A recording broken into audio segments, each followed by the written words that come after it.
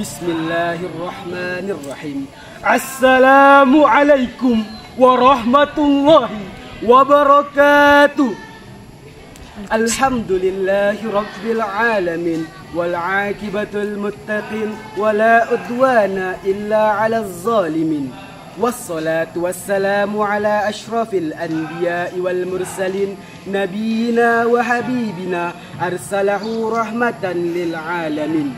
Rabbi shrah li sadri wa yassir li amri wahlul 'uqdatam min lisani yafqahu qawli. Rabbi ashshir wa la tu'ashshir, Rabbi tamim bil khair wa la hawla wa la quwwata illa billahil aliyyil azim.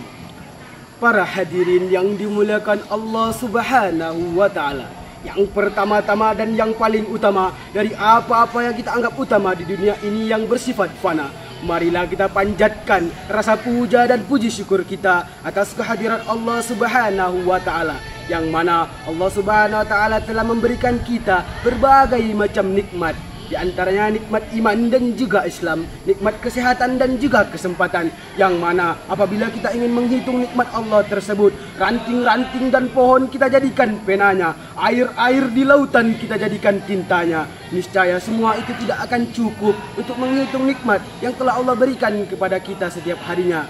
Sebagaimana yang terdapat dalam ayat suci Al-Quran berikut, wa in ta'uddu ni'matallah la tuhsuha innallaha laghafurur rahim. Dan apabila kamu ingin menghitung nikmat Allah, niscaya kamu tidak akan dapat menghitungnya.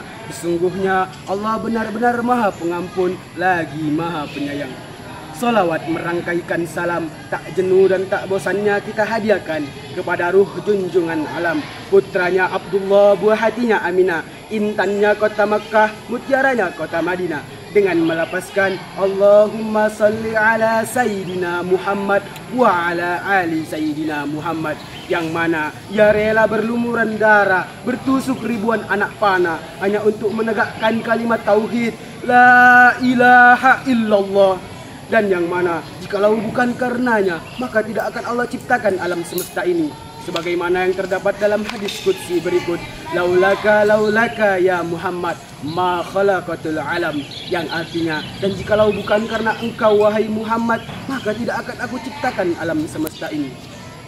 Yang saya hormati Dewan Juri nan arif lagi bijaksana, Jami'ul Asatid wal Asatiza, yang mana tidak dapat saya sebutkan namanya satu persatu, akan tetapi tidak mengurangi rasa hormat dan takzim saya kepada beliau semua, serta teman-teman santriwan dan santriwati seperjuangan yang saya segani. Berdirinya saya di sini bukan seperti patung Liberty yang memegang obor tanpa api, memegang kitab tanpa arti, melainkan berdirinya saya di sini ingin menyampaikan sepatah dua patah kata yang saya patah-patahkan menjadi beberapa kata dan saya satukan menjadi sebuah tausiah yang berjudul Santri Mandiri. Para hadirin yang dimuliakan Allah Subhanahu wa taala, hari ini kita merayakan monumentum bersejarah bagi seluruh santri di Indonesia. Kita kembali memperingati Hari Santri, monumentum yang sudah menjadi acara rutinan setiap tahunnya sejak tahun 2016 lalu. Setiap kali Hari Santri diperingati, ada satu hal yang tidak boleh dilupakan. Hari Santri mengingatkan kita kepada peran penting para santri dan kiai, ulama-ulama pendahulu kita dalam mempertahankan kemerdekaan negara Republik Indonesia dari serangan penjajah. Perjuangan para santri dan kiai pada masa revolusi kemerdekaan tersebut adalah bentuk pengamalan ajaran Rasulullah SAW bahwasannya cinta tanah air adalah sebagian dari iman. Dengan demikian, memperjuangkan kemerdekaan tanah air juga bagian dari ibadah. Pada kondisi tertentu, melawan musuh atau serangan penjajah bahkan bisa menjadi wajib bagi setiap umat muslim, sebagaimana difatwakan para ulama pada resolusi jihad tanggal 22 Oktober tahun 1945. Maka agar mempersingkat waktu, marilah kita kembali ke pembahasan awal sesuai tema dan judul pidato yang ingin saya sampaikan tadi, yakni Santri Mandiri.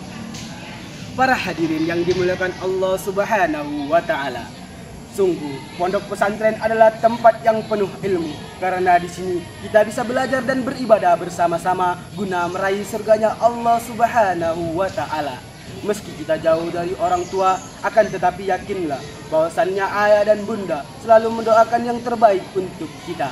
Di sisi lain, mereka juga berharap agar kita anak-anaknya menjadi anak-anak yang soleh dan soleha serta mandiri. Pada dasarnya, seorang santriwan dan santriwati yang soleh dan soleha bukan mereka sekedar yang beribadah, akan tetapi mereka yang mau memperbaiki diri, menata hati, menata iman, serta berusaha menggapai takwa. Selain berusaha menggapai takwa, akhlak dan kepribadian merupakan hal yang utama. Bahkan Nabi Muhammad SAW saja diutus oleh Allah tiada lain tiada bukan adalah untuk menyempurnakan akhlak. Innama bu'istu liutammima makarimal akhlak. Demi menjadi seorang santriwan dan santriwati yang soleh dan soleha, kita harus bisa menyeimbangkan dunia dan akhirat, ibadah dengan muamalah, serta kepentingan pribadi, bangsa dan negara. Apakah kepentingan negara juga penting? Ya, tentu saja. Karena kita tinggal dan hidup di Indonesia ini. Kita sebagai para santriwan dan santriwati, dimanapun kita berada, kita memiliki peran yang sama untuk menggapai cita-cita bangsa. Selain berusaha menggapai takwa, kita juga seorang santri juga dituntut untuk menjadi pribadi yang mandiri. Awal dari sikap kemandirian adalah jangan mengeluh. Jangan kebanyakan mengeluh, karena nantinya waktu yang dihabiskan untuk mengeluh hanya akan menjadi waktu yang sia-sia semata. Penting bagi seorang santri untuk menjadi pribadi yang mandiri, karena nantinya apabila kita sudah tamat dari pondok pesantren ini, diharapkan tiap-tiap diri mampu melanjutkan misi dakwah, menggabungkan resolusi jihad, serta menebarkan kebaikan kepada orang-orang yang berada di sekitar kita. Akan tetapi, tanpa kesolehan dan kemandirian pada diri masing-masing, hal ini justru sangat sulit untuk kita gapai. Mudah-mudahan semakin bertambahnya umur, jutaan santri di Indonesia semakin berguna untuk pribadi, keluarga, bangsa, dan negara. Para hadirin yang dimuliakan Allah Subhanahu wa Ta'ala, dengan memahami isi pidato ini, kita menunjukkan bahwa seorang santri bukanlah orang-orang yang mundur dari tantangan, akan tetapi mereka yang siap menghadapi gejolak zaman serta berkontribusi memajukan kehidupan masyarakat. Dan adapun tema Hari Santri tahun 2024 ini yakni menyambung juang merenggu masa depan. Para hadirin yang dimuliakan Allah Subhanahu wa Ta'ala, sekian kiranya yang dapat saya sampaikan lewat pidato ini. Atas kekurangan dan kelebihannya saya ucapkan mohon maaf. Apabila ada yang benar itu datangnya dari Allah Subhanahu wa Ta'ala, dan apabila ada kesalahan dari saya, bicarakan baik-baik, bukan mencari yang lebih baik. Wallahumma fiq ila aqwamit thoriq. Assalamualaikum warahmatullahi wabarakatuh.